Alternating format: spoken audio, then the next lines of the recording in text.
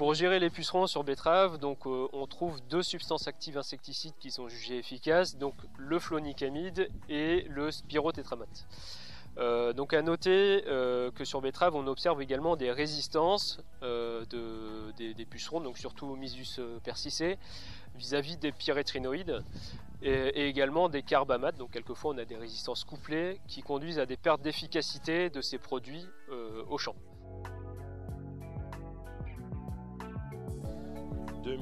2020 donc sécheresse au printemps, des levées très échelonnées. On a fait un TPK dans un premier temps et puis après il fallait repasser, mais j'étais pas très motivé, j'avoue franchement.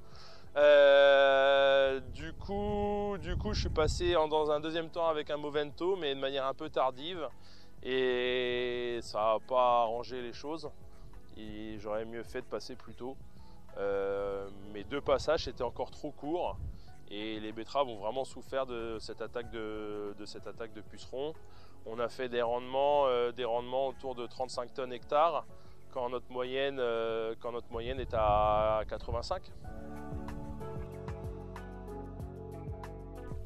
Alors bien que la culture de betterave ne fleurisse pas, les néonicotinoïdes peuvent quand même engendrer des risques vis-à-vis des pollinisateurs, donc principalement liés au comportement des substances actives insecticides qui ont une persistance assez importante dans les sols.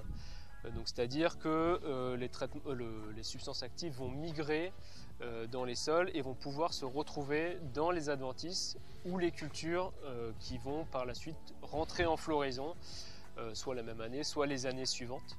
Et en butinant ces cultures, les pollinisateurs vont être exposés aux substances actives néonicotinoïdes. A noter que certaines études scientifiques ont aussi montré des effets synergiques entre exposition aux néonicotinoïdes et exposition à d'autres sources de stress, donc notamment pour les abeilles. Donc elles ont montré qu'en couplant exposition aux néonicotinoïdes et au varroa, donc un parasite de la ruche, la mortalité des abeilles et la reproduction des abeilles étaient beaucoup plus faibles que des colonies d'abeilles qui n'étaient exposées à aucun stress. Donc, des projets insecticides sont en cours de développement. Donc, parmi ces projets, on retrouve l'huile de paraffine, qui est une substance active déjà connue sur pommes de terre pour gérer les viroses. Donc l'huile de paraffine a un mode d'action qui a des modes d'action qui sont encore mal caractérisés. Donc on en retrouve deux. Donc le premier mode d'action consiste à désactiver les particules virales qui se trouvent au niveau du stylet du puceron. Donc le stylet du puceron, c'est l'organe qui sert au puceron pour aller piquer les feuilles de betterave. Et en piquant ces feuilles, l'huile de paraffine va pouvoir justement désactiver les particules virales. Le second mode d'action qui est avancé, c'est la suffocation des pucerons. Donc l'huile de paraffine va se retrouver au contact du puceron et va l'empêcher de respirer normalement, conduisant à sa mort. Donc les seuils d'intervention sur le puceron betterave, en gros c'est 10% d'aptères verts ou noirs sur les plantes. C'est-à-dire qu'il faut qu'on ait 10% de plantes porteuses pour déclencher le traitement.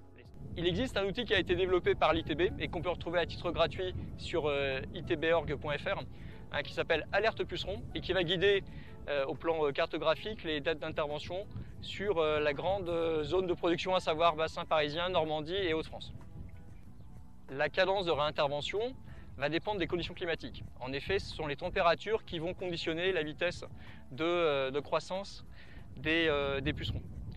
Leur réintervention va donc intervenir à partir de 10% d'aptères verts ou noirs, c'est-à-dire le seuil qu'on avait communément utilisé pour la première intervention. Ça va nous faire à peu près des interventions autour de 10 à 14 jours en termes de relais, ce qui devrait permettre de couvrir à l'aide de 1 à 3 passages, c'est-à-dire les produits qui existent actuellement ou en cours d'homologation, ou ceux qui sont actuellement en dérogation, de couvrir la période de sensibilité, c'est-à-dire de lever jusqu'à fermeture du rang.